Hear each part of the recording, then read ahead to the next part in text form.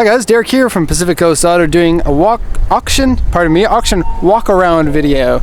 And so we're just going to take a look at some of the cars here at USS Yokohama. And I know everybody loves these videos because I get the most thumbs up and likes for these ones. And so hopefully you like this one. We'll just take a look at some of the cars. This one here, we can't open the car because it's locked. We're getting a lot of inquiries, especially from US customers. Wow, we can go in. Yay! For these cab, or I guess box over style camping cars. And so Japan has a lot of camping cars, which is really, really weird because there's really no space to put these camping cars. And you can get them for a pretty good deal, but oh, shutter shades. Yeah. I'm not going to take those. We'll leave that to be a present for the next person who buys this. Yeah, a lot of these campers are really cool, but the downside is when you buy them from auction, like you do through our company, you don't get any interior pictures or videos, which is a little bit frustrating because that's pretty important to know what the inside of the condition is. The upside, though, is when you buy these cars from auctions instead of dealers, you get them for literally half the price or several thousands of dollars less. So this one here probably sell for $5,000 or so. The other problem with campers is that campers have a lot of equipment in them. Equipment like fridges, heaters, stoves, all of that stuff. Shower in this one. And that stuff may be faulty and may be rather expensive to fix or to get it running properly. So Isuzu Rodeo, and we had to actually look it up because I always thought these Rodeos were on a Toyota-based chassis, but I guess I was wrong. It is a 2.8-liter turbo diesel 4-cylinder. So very cool that a camper comes with a nice small diesel engine. Now, usually when we post these videos, I get people saying, how come you walked past this vehicle or that vehicle without checking it out? I can't always check out all the cars. I wish I could, but the videos would be a couple of hours long if that were the case. Kind of a weird pop-up style camping thing. And I wouldn't mind shooting a video this long like that, but I don't think that there would be very many people who want to view it. Here's something cool. It is S13 180SX, of course turbocharged SR20 engine in it. A lot of these are in rather rough condition. Actually, this one's got kind of neat color shift paint on it. I didn't realize until now, but it's painted orange with a yellow color shift in it, or yellow pearl. Looks like Nismo wheels at the front, or I could be wrong about that, and at the back, just different colors. And typical of many drift spec cars, they were a really good car once, and then time and use has gotten to them. So that's fun to take a look at. You can see a little bit of rust on the suspension towers. It's got exhaust header. I can't tell by looking at it if that's a non-stock turbo, but it looks like it to me. Cool purple, extra 10 horsepower valve cover. Other modifications, I bet this car makes lots of sounds when you're driving it. And something that I haven't seen a lot of is a torque damper for the engine there. That's funny. I guess you need that for all your sideways drifting. Price for this one? Well, I don't know. It is at an auction show, so it could go really any way, but I would say roughly you're looking at $4,000 for that. But I don't think it's importable into the USA yet. This one here is the Land Cruiser that has had its has been neutered. I was going to say that in a different way, but didn't want to on video. And the reason why I say that is because this is a 70 series, but this is the light duty version, which they later called the Prado, but they didn't have the Prado name at this point yet. So it is just a Land Cruiser with an ugly front face, but still a cool car because Land Cruisers, especially 7 Series Land Cruisers, are awesome vehicles. You got these big doors, you've got interior that holds up well. This is, I think, a 1999, but they made these from 1990. They're importable into the US now. This one's automatic transmission, but you can get them with 5-speed. And the reason why I say that they're neutered is because these ones, being light duty, they've got they run different differentials. Now they're still solid axles front and rear, but I believe, now don't quote me on this, but I believe they run different axles front and rear, different differentials, and instead of having the manual locking hubs like a big boy truck, they've got the automatic ones, which are not as reliable. They still look really cool from about here back, but the front end is different and not as manly. And in 4x4s, manliness matters. VIP car, El Grande, RX-7. RX-7s are a really good value for money, but they're also a rotary car, so watch out for the reliability. We haven't had problems with rotaries in really any of the cars that we've bought with rotaries, but they do have more problems than a regular piston engine. This one's got terrible paint on it and missing a mirror. Car in this condition, probably no more than $1,000 or so. Hilux truck, which is weird to see here. An NSX, one of my dream cars. Now if you haven't checked it out, we've got a video of my driving impressions of the NSX. You can go to my channel and you can search for it. It is one of the best cars. And I was comparing it to an R34 GTR, and I would take this one over the GTR R34. Especially because you can, I mean, they are very competitive in terms of price. This one isn't as fast as the GTR, it doesn't modify as well, but I think that the driving feel, having driven both of them, the NSX just feels right for me. JZX 110, I'm not a big fan of the looks. This one looks like it would have to be raised up if you want to ship it, or take the front bumper off. That's something we can do if you need us to. 1JZ single turbo engine, variable valve timing. This one is an S13. What do we got under here? Now you can start the engines if you want to, and if the keys are in there.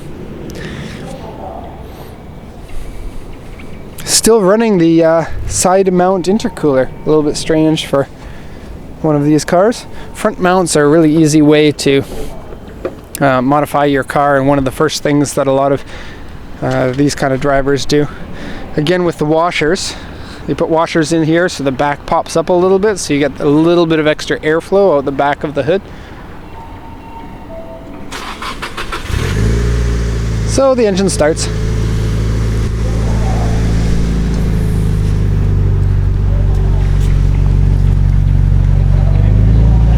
And Pep Boys style tail lights, or Canadian Tire if you're from Canada like I am.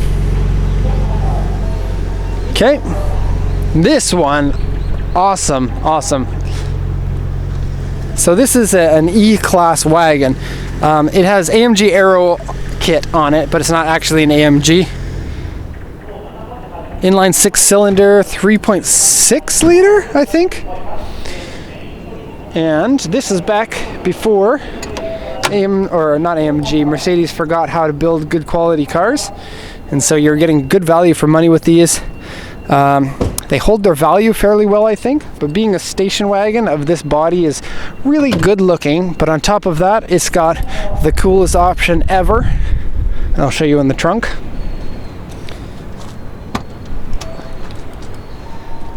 Jump seats.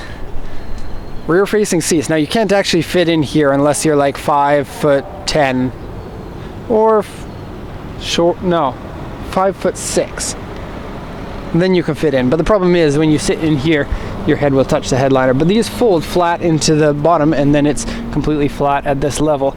It actually, you can't even tell there's seats in there. So the first time that I bought one of these, it was pretty crazy. I was looking for it. It didn't say on the auction sheet, and we've got the video. Oh, we don't have the video online. We used to have the video online, and I was like, hey, what's this? Wow, seats!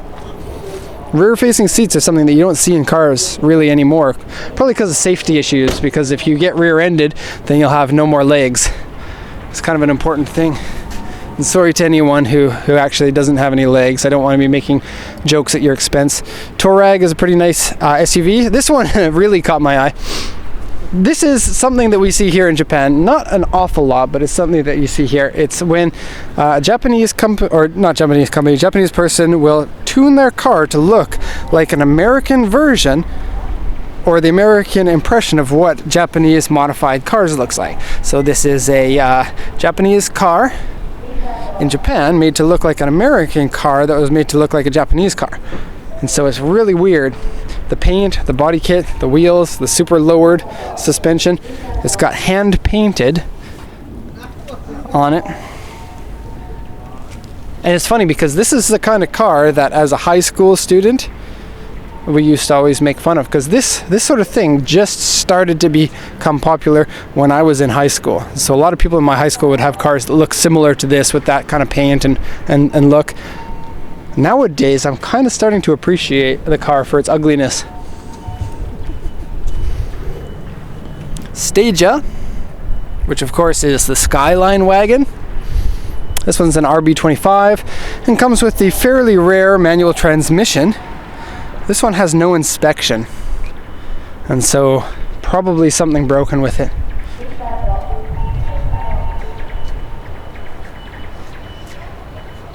I don't know why, but this spoiler is making me want to drive Hot Wheel cars off of it. Maybe something for a Drive Japan video. Drive Japan challenge video.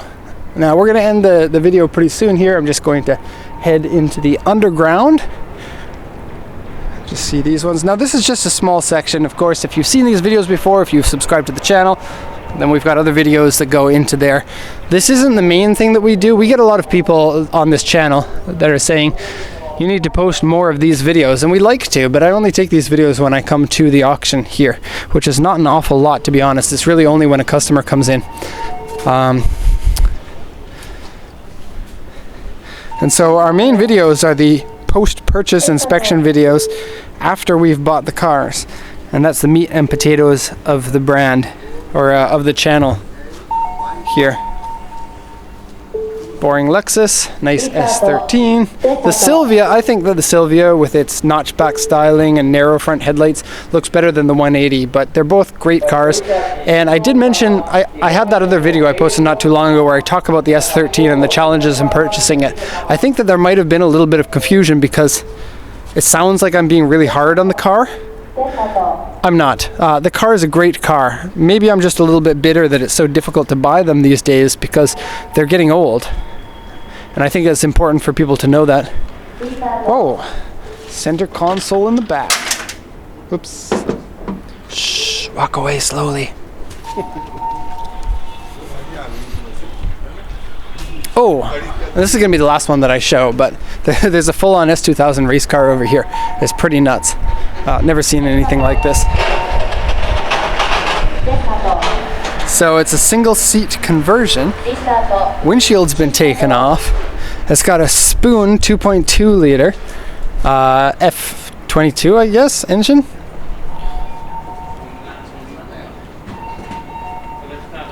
Pretty crazy.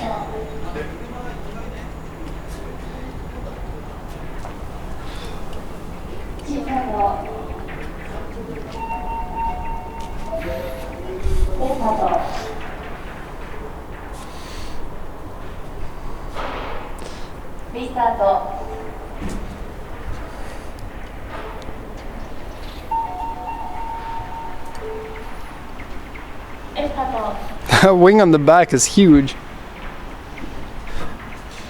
Now this wouldn't qualify for regulations because in Japan the rule is the wing has to be narrower than the widest part on your body. And as you can see on here, oh, actually it very might catch it. I don't know. But for a race car like this, this can't be plated anymore. It's not legal. You can't just register a car without a windshield and call it a day. And so I guess they don't have to care about that. But really cool S2000 for racing. So that's going to be the end of the video. If you haven't already done so, we subscribe to the channel because we do videos like this whenever we get a chance. And you can see the kinds of cars that we buy in Japan for export from our company. If you want to know about importing a car from Japan, then you can send us an email. You can check out our website. It's in the description. And I'd be happy to hear from you. So thanks a lot and have a nice day.